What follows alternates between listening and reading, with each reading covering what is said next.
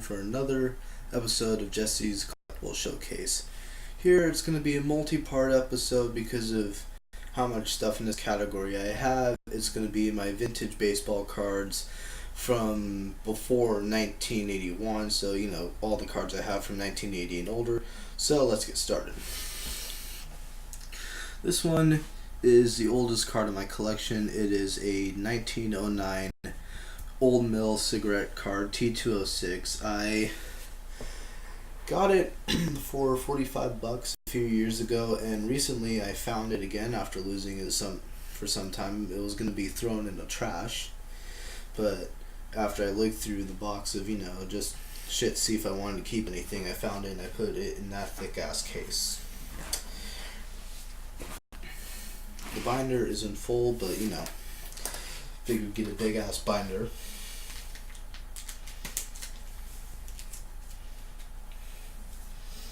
This is my 1968 Topps Curt Flood card. This one is in pretty good condition considering the fact that old baseball cards like this get damaged a lot. This one is my autographed 1959 Earl Torgerson baseball card. He was a local from Washington State.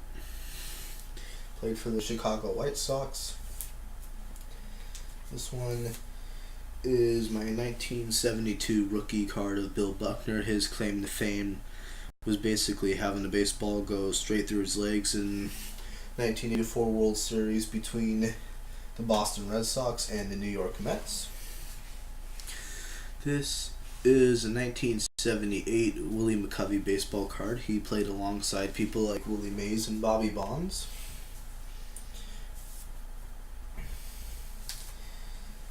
This is a 1957 Topps Randy Jackson baseball card. This is one of the first cards I got from the 50s, and my guess is that it would be an 8 or 9 grading.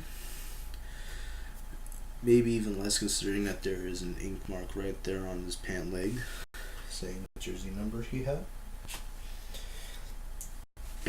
This one is, I believe it's 1951, but it's not affiliated with any major baseball card company like Topps or Bowman.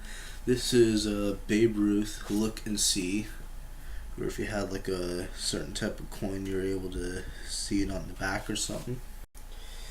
That one I got for $60 10 years ago. This one is a 1980 Dennis Eckersley baseball card. He's a pretty good pitcher. The shape is not really too good. I'm going to try and get it replaced. As you can see, there's some dings and a huge ass stain right there. This one is a 1959 Fleer Ted Williams set, which is a subset, and it has Ted Williams, Eddie Cochran, and Babe Ruth on him. And for those of you who don't know, even though Babe Ruth was famous for being a Yankee slugger before that, he was a pitcher for the Boston Red Sox. This one is a 1976 Lefty Grove All-Time Stars baseball card.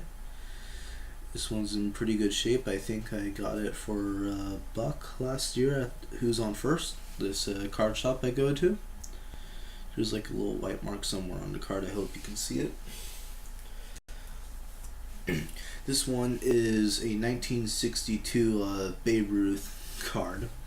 It's obviously a reproduction. Well, not a reproduction, but this was made after his retirement and after his death.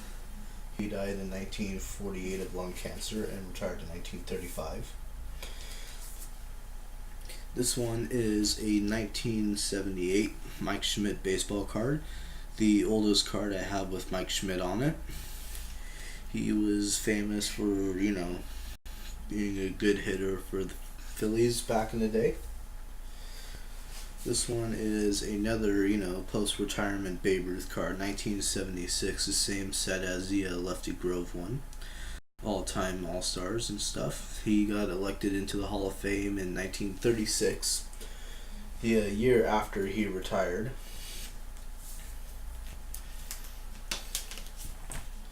This one is a 1961 Al Smith baseball card.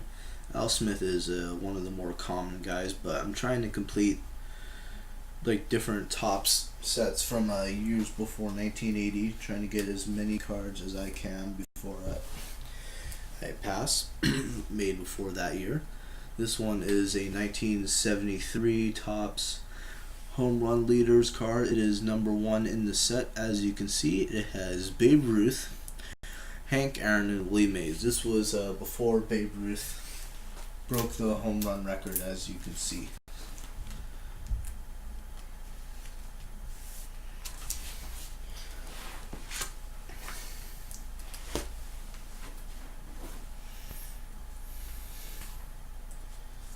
This one is the 1976 Atlanta Braves team card. I believe it is 1976. I'll double check here in a minute.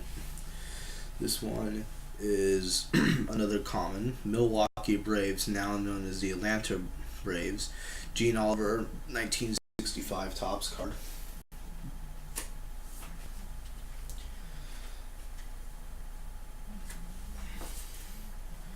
This one is a damaged, beat up 1980 Jim BD card. He was, just a common pitcher for the New York Yankees. Probably someone that got fired because he was, just didn't really do anything for the team. This one is a 1959 Nellie Fox All-Star Baseball card. I got it for $4 because it's off center, but the corners and everything's in good shape.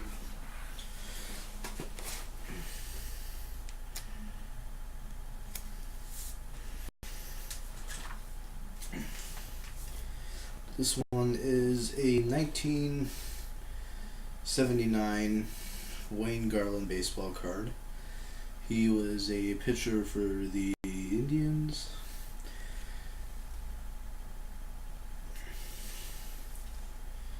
This one is one of the early Fleer baseball greats. I believe it's from 59 or 60. It is Mordecai Brown, who played with the Chicago Cubs on the World Series team when they won 108 years ago, before this recent World Series victory.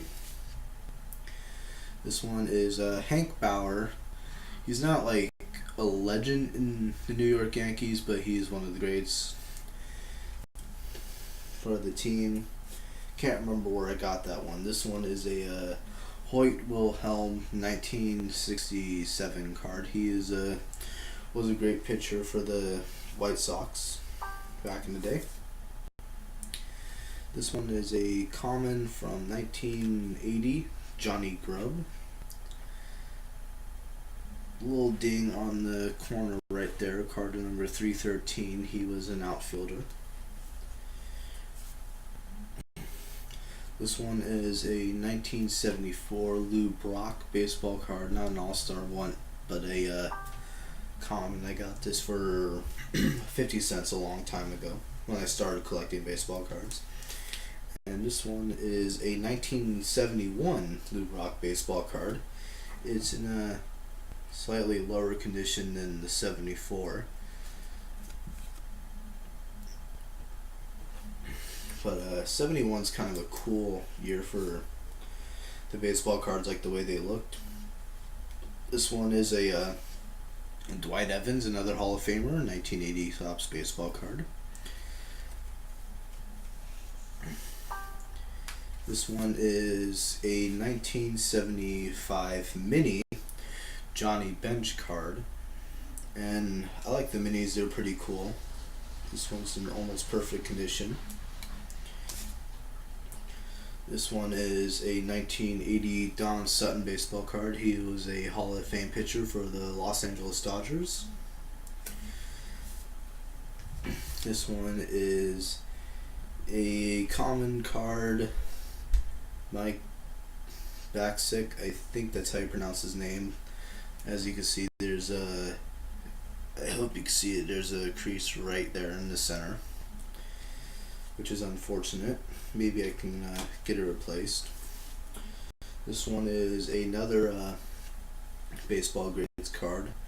A year after the Mordecai Brown one. This was another one who won the previous World Series with along the same time as Mordecai Brown in 1908. This one is a 1970 Sporting News Pete Rose baseball card. Number 458, and there's a little black mark right there, which is not supposed to be there. This one is a 1966 Clete Boyer baseball card, number 6 in the 1966 set. It's off center, as you can see. Can't remember how much I got that for. This one is a Bump Wills baseball card, common, 1980, 473. He was a second baseman.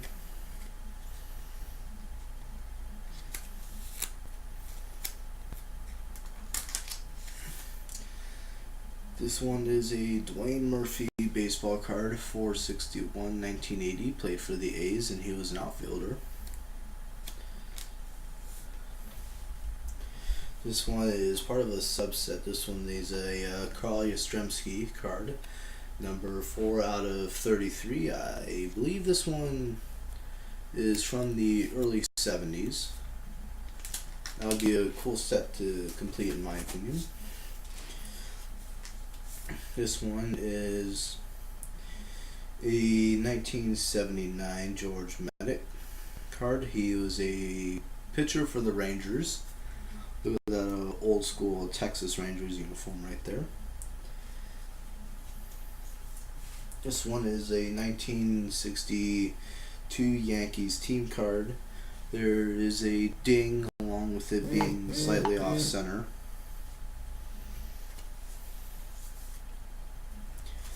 This one is a 1978 John Curtis baseball card, who's a pitcher for the Giants.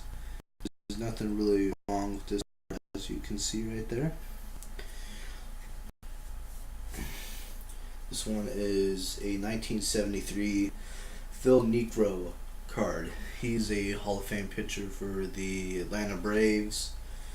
And there's one other team I think he was a part of, but I can't remember off the top of my head. This one is a Brian Doyle card, 1980 tops. There's a slight ding in this corner right here. He was the second baseman for the Yankees. Oh, there's some creases right there at the bottom of the card. This one is a Will McEney card, who is another common player, pitcher for the Cardinals, 1980.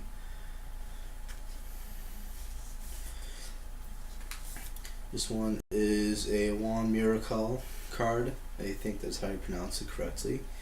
He was a semi-star for the New York Giants. Notice how it's way off center.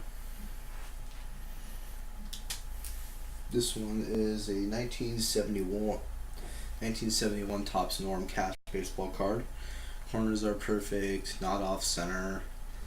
There's a little white mark on the card, but that's alright.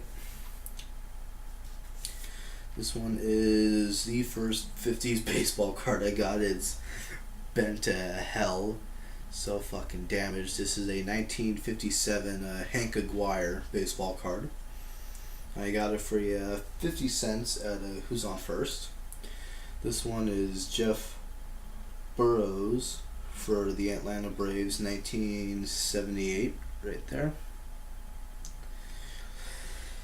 That was a pretty cool card concerning, shape it's in, even though he's just a common player. This one is a 1979 Ed Halicki card. Little off center, played pitcher for the Giants. This one is Pat Kelly baseball card, 1980. Another semi-star player. There's a couple of stains and some corner damage. And that's it for part 1 of my vintage baseball cards. Hope you have a nice time.